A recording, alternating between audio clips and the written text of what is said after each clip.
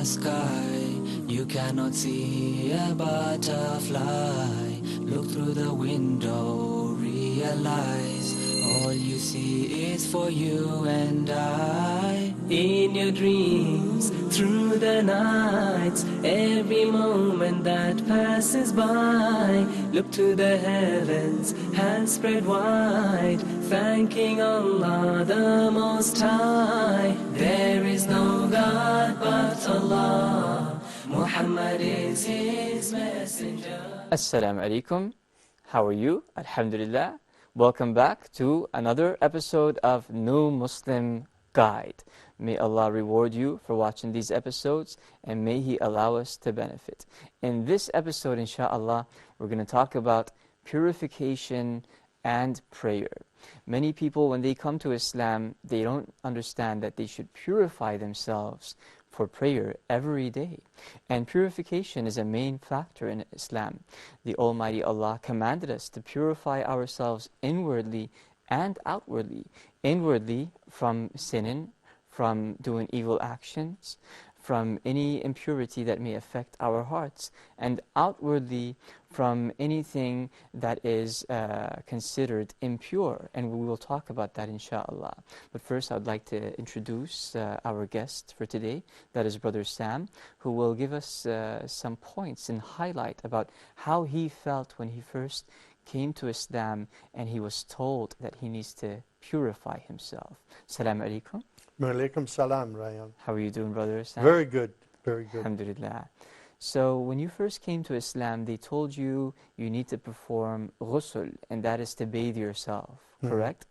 Did anybody teach you how to perform ghusl? Because we know that when people invite others to Islam, they after they come to Islam, the person, they don't show them what the first step is, or they don't teach them how to perform the ghusl, the bathing for purity.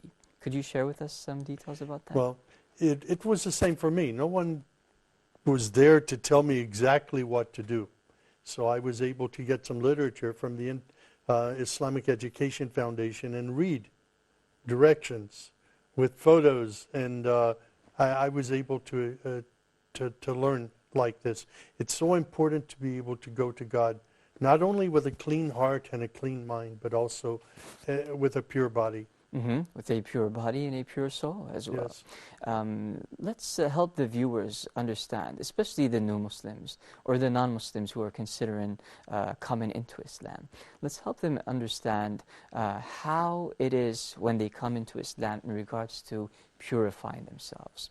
So let's assume that he just took his shahada. He said, I bear witness, there is no God except Allah, and Muhammad is the final messenger of Allah. So what's the first step? What should he do? The first thing he should do is perform ghusl. That is to bathe himself. To bathe himself outwardly. He already bathed himself inwardly. He purified himself inwardly by testifying there is no God except Allah, and Muhammad is his final messenger. So the first thing he should do is say Bismillah and head towards the shower.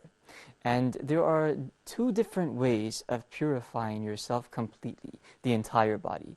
Now, notice that there are two types of purification. There is one called ghusl. This is to purify the entire body once you come into Islam. And there is one called wudu, and that is ablution. This is to purify parts of your body before the call for prayer or before prayer itself. So first we will talk about ghusl, to purify the entire body. Some people may get offended when they come to Islam and we're like, the first thing you have to do is purify your body. They're like, why, am I dirty? And we're like, no, it's just because you have to purify your body with the intention of purifying yourself for the Almighty Allah. Not that you're dirty or anything. Some people may say, okay, I took a shower just before I came here, and before I testified that there is no God besides Allah. Do I have to take another shower? We say yes. After testifying there is no God besides Allah, you have to purify your body again with the form that was taught to us and conveyed to us by the Prophet Muhammad, peace and blessings be upon him, and with the intention of doing it for the Almighty Allah. So that is to bathe yourself entirely, from head to toe. And before bathing yourself entirely, you could wash some parts of the body. And that is ablution, wudu, right? Tell me, when you first came to Islam, did they tell you how to wash your entire body? Or you had to stick to the book that you found with the pictures in the Islamic Education Foundation? Basically, I had to stick to the book because there was no one there to demonstrate for me. So it was quite difficult, I could Yeah. assume, right? And it was embarrassing for me in some instances to be able to say, I don't know how to do this, or what should I do? So you felt ashamed to ask people. Yes. But the reality is, as a new Muslim, we should feel no shame whatsoever. We should ask as many questions as we can to gain the knowledge. Some people, the Muslims who are conveying the message, should take the initiative in sharing the teachings with the new Muslim without them coming to them and asking any questions. So I would say it is their part as well. Okay, so you came to Islam, now you say Bismillah, you make the intention to perform ghusl, to wash, to bathe your body. After you say Bismillah, you wash the right hand, then you wash the left hand. Then you rinse your mouth, then you rinse your nose. After that, you wash your face, then you wash your right arm from this bone up until the elbow. After that, you wash the left arm from the bone up until the elbow. Then you wash your hair, you dig your fingers into your hair, and then you wipe your ears. So the hair from the beginning to the end of the head, and then your ears at the same time. After that, we wash the right foot up until the ankle, and we make sure we rub the toes and in between from any impurity. Then it's the left foot. Same thing, from the top to the bottom up until the ankle, the bone from both sides. By doing so, you have completed your purification, then you wash the complete body and you bathe. Okay, so that is called ghusl, right? Now, we know that ghusl is to impure yourself from different things. What comes to your mind when I say impurity? What is one thing that may be impure in Islam? My thoughts? Like, what is one thing that is impure in Islam? Impure, dirty. Blood. Blood, sexual relations. Ejaculation. Yes. Urine. Urine. Feces. Feces. And urine and dung of certain animals. Dogs and pigs, if you touch a dog, if you touch a pig. Dead animals, except certain animals such as fish and some insects. So these are the things that impure one and gives them the reason to purify themselves.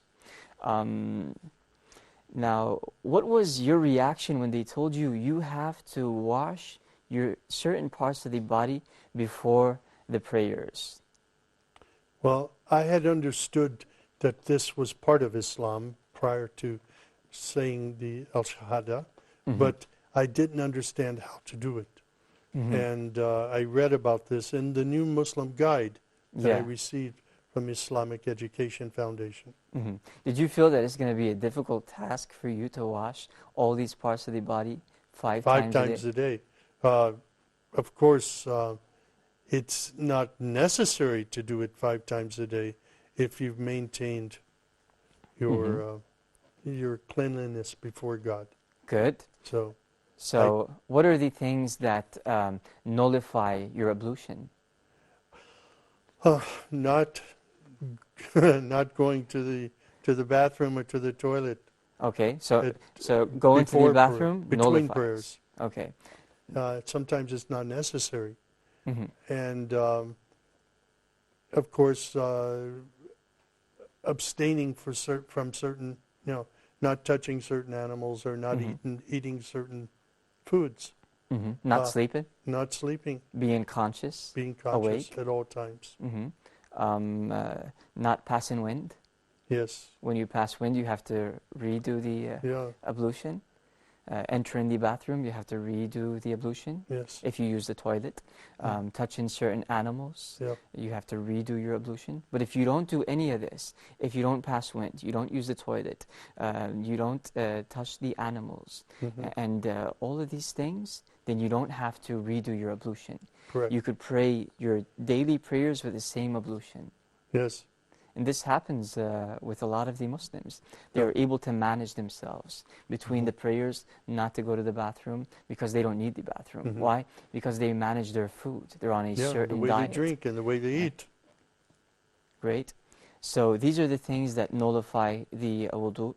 And sleeping, even if it's for a few minutes, when you fall asleep for like 2 or 3 minutes, then your wudu is nullified. Why? Because you don't know, when you were sleeping, maybe you passed some wind. Yes.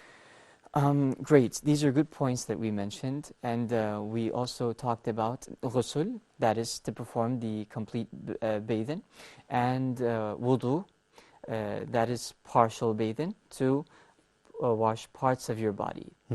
And subhanAllah, the Prophet Muhammad taught us, peace and blessings be upon him, that when one washes parts of his body, he is being impurified inwardly and outwardly, meaning that he is being purified from his sins as well. Did you know that? Yes. Yes.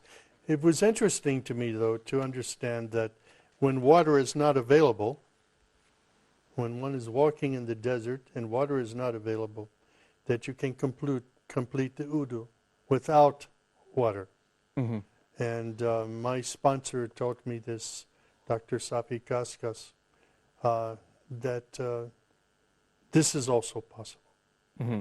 Yes, and when you're in the desert and there is no water, for you to perform wudu with the dust, could you show us? Could you illustrate how it's done? Just to touch the dust and to clean the body, just as though we had water.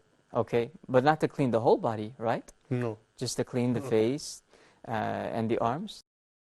Get the same purity Yes. As if you cleaned yourself with water. Because it's an act of faith before God. And this is also out of the mercy of Allah. Yeah. When there is no water available and there is sand, we clean ourselves with the sand because the sand is pure, right? Yes. Good. Alhamdulillah. I'm glad you were able to cope with all of this, especially being a new Muslim. It must have been difficult or a challenge. It was sometimes not only difficult, but embarrassing. One, not to know, and then two, to ask. There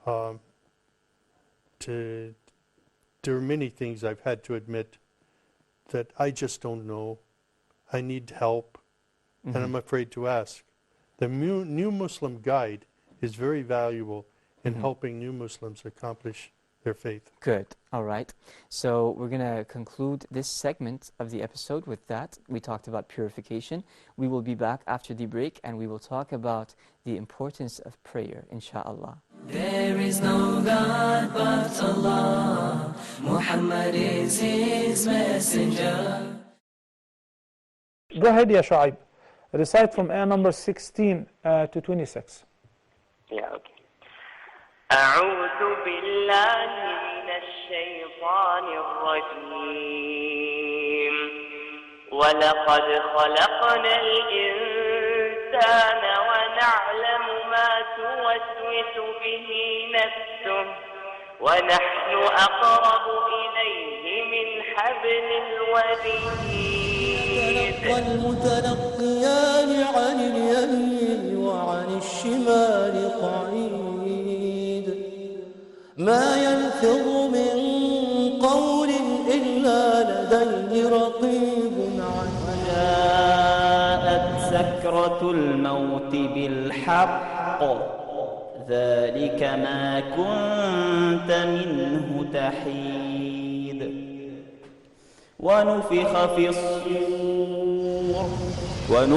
في الصور ذلك يوم الوعيد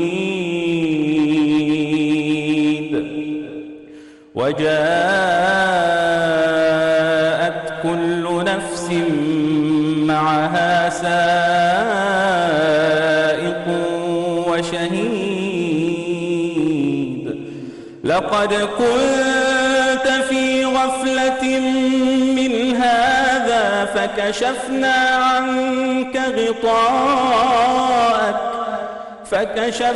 عنك غطاءك فبصرك اليوم حديد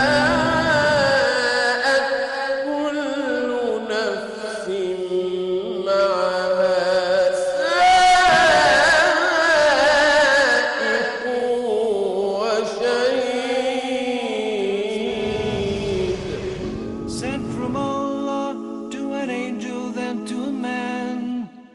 That man was Muhammad, the best of creation. There is no God but Allah. Muhammad is his messenger. Assalamu alaikum, peace be to you. We are talking about the importance of prayer in this segment, inshallah, the New Muslim Guide program. We have Sam with us, Samuel Shropshire. Assalamu alaikum. Wa alaikum salam. Now, Sam, you're a new Muslim, right? Yes, I am. How do you feel being a new Muslim? Well, I feel sometimes when I'm around people like you and others who've known and practiced Islam for many years, sometimes I feel like a small child. But God is increasing my knowledge and my wisdom daily in the practice of my faith. Alhamdulillah. So you are gaining insight day by day as you gather yourself with believers, Muslims who are following this faith. And you are also gaining knowledge. Yes.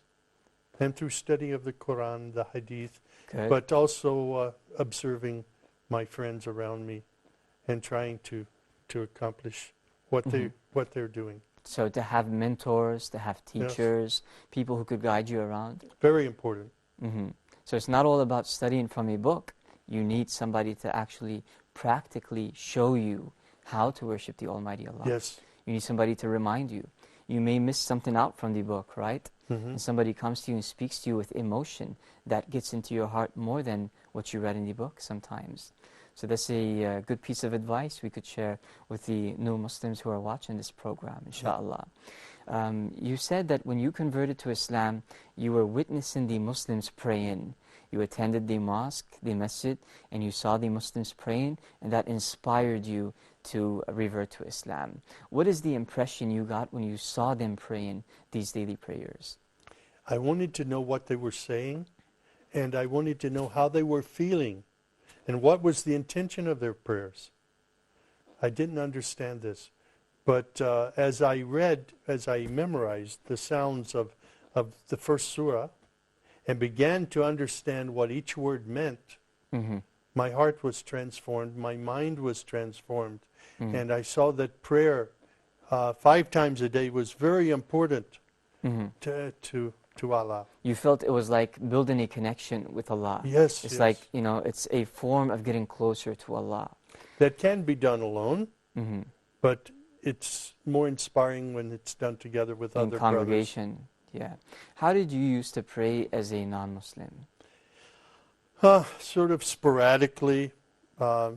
We have a saying in the Christian church, that we should pray without ceasing. Our daily lives should be prayer before Allah.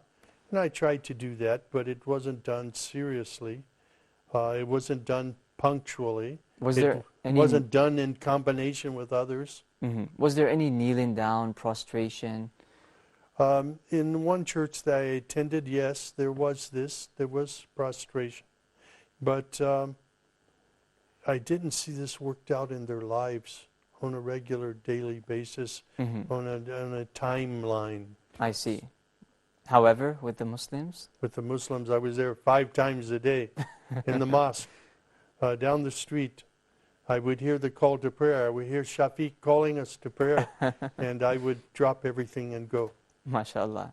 And you notice that these 5 daily prayers help you abstain from sinning. Yes, yes. Yeah, because it's like, 2 hours, 3 hours apart, another prayer comes in. So you don't even have time to, commit sins. It's empowerment from God. Okay. And it's the best way to communicate with God, Yes, with Allah. Because when you're praying, you're speaking to Him and He's speaking to you, yes. the Almighty Allah. Who taught you how to pray? I learned to pray through a lot of what I've learned about Islam is through the New Muslim Guide. Okay, the New Muslim Guide, we could find this online, right? Yes. NewMuslimGuide.com? Yes. NewMuslimGuide.com. Okay. Yes. And all these chapters are within that book online. Mhm. The audience will be able to find a free ebook on that I website. encourage people, if you're a new Muslim, this is one way that you can learn about Islam, to go and to study online what the ritual of practicing Islam Yes. and how it draws you closer to Allah. True. We know that there is a significance in prayer.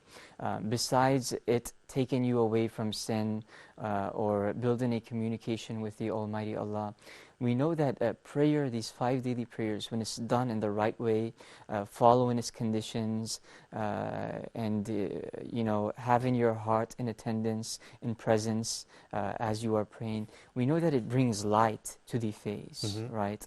And I'll share with you a story of how these 5 daily prayers were prescribed. And perhaps this story could inspire you a little bit more. But before I share it with you, did you ever hear of how these prayers were prescribed? No. No. Okay. Do you know that the first 10 years of Islam, they were only 2 prayers? The early years. I cannot recall if it was the first 10 years, but the early years of Islam, they were only 2 prayers a day, and each prayer was 2 sets. I never knew this. And then the Prophet Muhammad, peace and blessings be upon him, was taken to his Lord. He was ascended with Jibril, the angel. He was ascended to Allah. Imagine, with his body and his soul, he was ascended to the heavens. And that is when he spoke to Allah. Allah spoke to him. And Allah told him that your nation will have to pray 50 times a day. 50 times. 50. Yeah. The Prophet Muhammad accepted that, peace and blessings be upon him. And then as he descended down lower to a lower level in heaven, he met Prophet Musa. And Moses, him being a prophet with experience, a prophet prior to Prophet Muhammad, he has experience of dealing with the people, the wrongdoers. So he said, O Muhammad, O Messenger of Allah, your people will not be able to pray 50 times a day. Go back to Allah and ask Him to reduce it. So he went back to Allah, Prophet Muhammad, and he asked Allah to reduce it. And Allah reduced it to 40. So it was decreased from 50 to 40. Then he went back to Moses. Moses said, O Muhammad, your people will not be able to pray 40 times. I was a prophet, and I dealt with people similar to your people, and they were unable to pray. Ask Allah to reduce it. So he went back to Allah, and he asked Allah to reduce it. And Allah, out of His generosity and His mercy, He reduced it to 30. Then Prophet Muhammad went back to Moses. Moses said, ask Allah to reduce it. Prophet Muhammad went back to Allah. Allah reduced it to 20. Then He reduced it to 10. Then He reduced it to 5. And He said, these are your 5 daily prayers. If you pray them, you get the reward of praying 50. So these 5 prayers are equivalent to 50 daily prayers. Is this information new to you? This information is new to me. I've never heard this story. And Alhamdulillah. it's very encouraging. So it's really worth it, right? Yes. You pray 1 time, and that 1 time is as if you pray 10 times. Yes. You pray 5 times, and it's as if you have prayed 50 times. So then Moses told the Prophet, ask Allah to reduce it. Prophet Muhammad said, I felt ashamed to ask Allah to reduce it less than 5. So then he accepted these 5 daily prayers, and Allah said that, witness that these 5 daily prayers will be equivalent to 50 daily prayers. So we get the reward of 50 prayers. Alhamdulillah. How do you feel when you pray these 5 daily prayers? I feel inspired, I feel encouraged, and invigorated to serve Allah. I'm able to leave, especially when I'm praying in the masjid and the mosque, Yes. I'm able to leave with this feeling of empowerment. Some new Muslims, they say, I don't know what to say during these 5 daily prayers. So let me sit down and learn, and then I'll start praying. As a matter of fact, what we should do is train ourselves. Pray with the movements without saying anything the first day until you learn. Without saying anything maybe the second day as well. Just to follow the movements. That is why it's always good to be acquainted with people, the right people who are praying and performing these 5 daily prayers. I'm sure it was difficult for you when you didn't know what to say. I didn't know what to do. I didn't know what to say.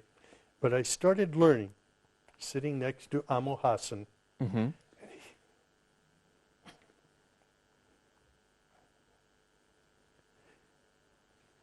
And saying what he said.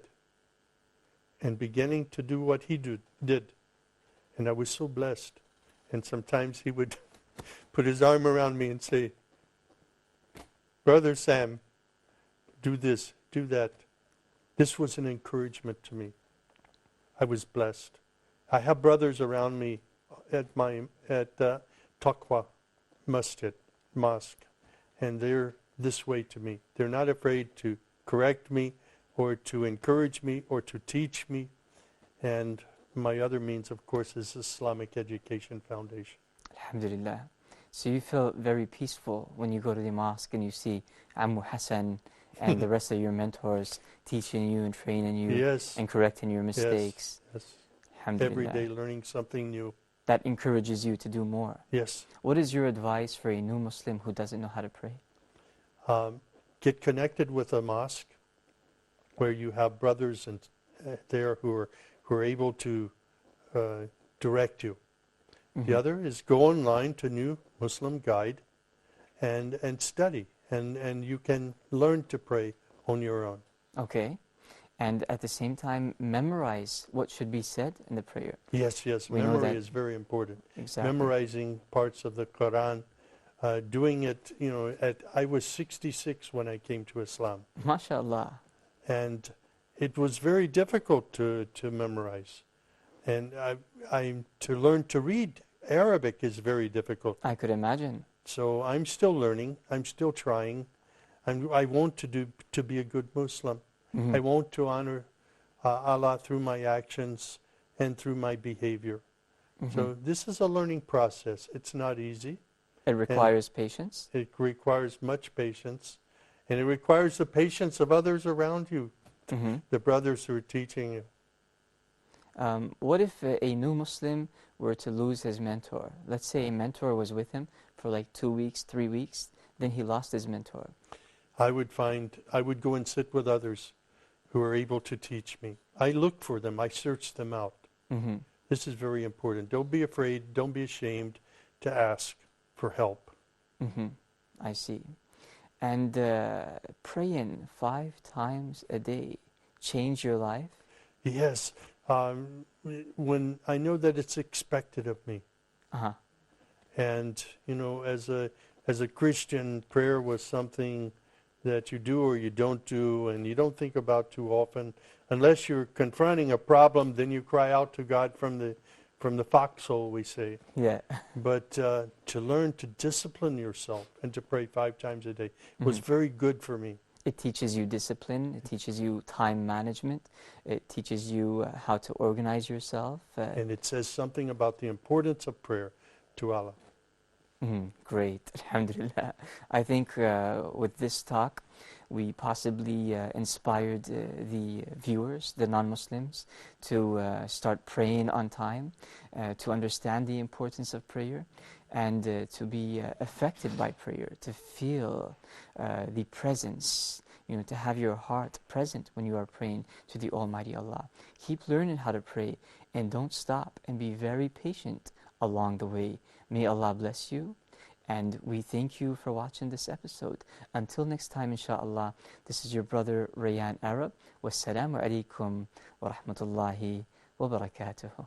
Dark night in the sky, you cannot see a butterfly. Look through the window, realize all you see is for you and I. In your dreams, through the nights, every moment that passes by. Look to the heavens, hands spread wide, thanking Allah the Most High. There is no God but Allah, Muhammad is His messenger. There is no God but Allah, Muhammad is His messenger.